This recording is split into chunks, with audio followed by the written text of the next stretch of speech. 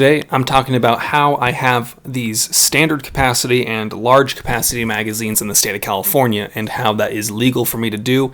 And I'm going to answer some of your questions that might teach you a few things.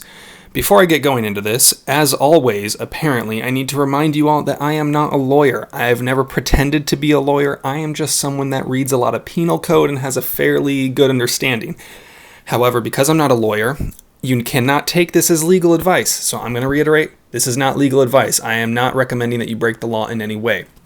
Today I'm talking about how I have these mags because of what we call Freedom Week. Freedom Week was a period of time back in 2019 that allowed us to buy, sell, import, and manufacture standard capacity, or as the state refers to them as high capacity magazines, like this drum mag, like this PMag that I drilled the rivets out in my 13 minutes of PMag rivet drilling ASMR video that I'll link down below. But a lot of you are asking, how do you have those? Can I get them? And now I'm not going to tell you to break the law, because in order to have them, you would have had to legally possess them. But let's talk about something real quick.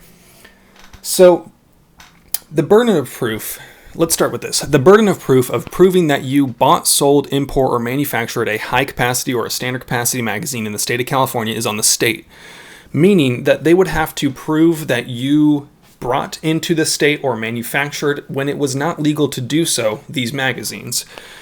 Now, you're probably asking yourself at this point, how do they prove that? Well, the answer to that is they pretty much don't, unless they catch you in the act or have video evidence or catch you bringing it over into the state.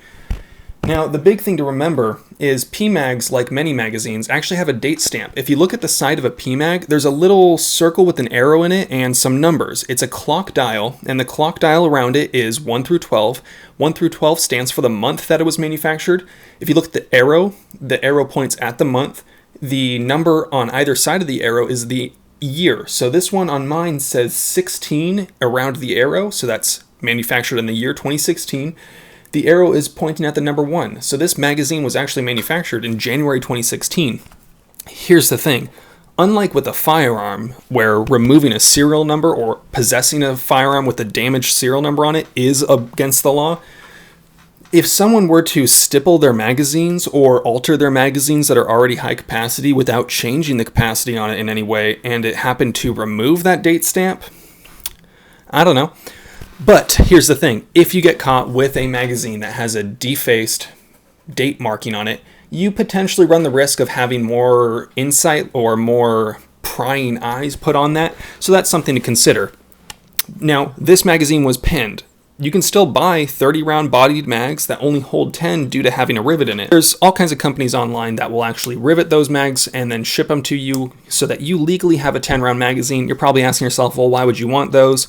Well, if in the event it became legal again to do so, you could actually drill out those rivets fairly easily. What you're going to want to do is just drill it out with the smallest hole possible, pry that rivet out, smooth out the inside, because chances are some plastic was pushed through in the process and you want a smooth interior of the magazine.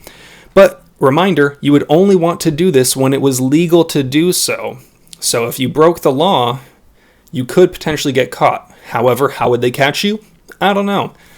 So if someone were to break the law by going to a place like Nevada or Arizona or somewhere out of state, bought a bunch of magazines, and they brought them into California, if they didn't get caught bringing them in and they didn't have any date stamping that showed that they were manufactured after April 2019, it would be kind of hard to prove that you didn't do it when it was legal to do so, right?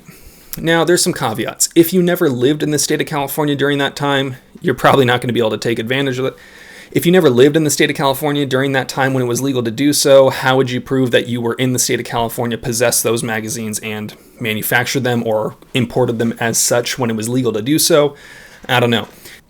So I hope that answers some questions. This is a topic that I've talked about in many times before, but I kind of just wanted to cover it again because this channel has kind of blown up since I made that video.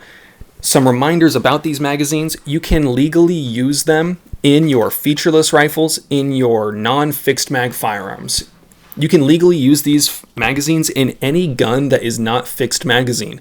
So a handgun, like an AR pistol or an AK pistol with a fixed mag, 10 rounds is the maximum legal capacity. If my AR-15 was fixed magazine and I put an 11 round or greater mag in that gun, I would actually be committing a felony just by putting that in the gun. In my featureless guns or in my other firearms that aren't fixed mag, I can use any capacity that I want that's legal. So that's just something to think about. Now, for those of you that are uncomfortable with the idea of getting some of those big magazines for whatever reasons, or if you just want some mags that you could take to the range where it's a little bit more of a FUD range, if you just want to take your mags and shoot your gun at a range that's a little bit more cop heavy or a little bit more FUDdy, less freedom free, these are a good option. These are 10-round magazines that are coupled at the bottom. They're by Cross Industries. I'm going to have a dedicated video on these later at some point, but basically they're just 10-round mags. You then flip it over, reload it. I've ran these a little bit, and they work pretty well.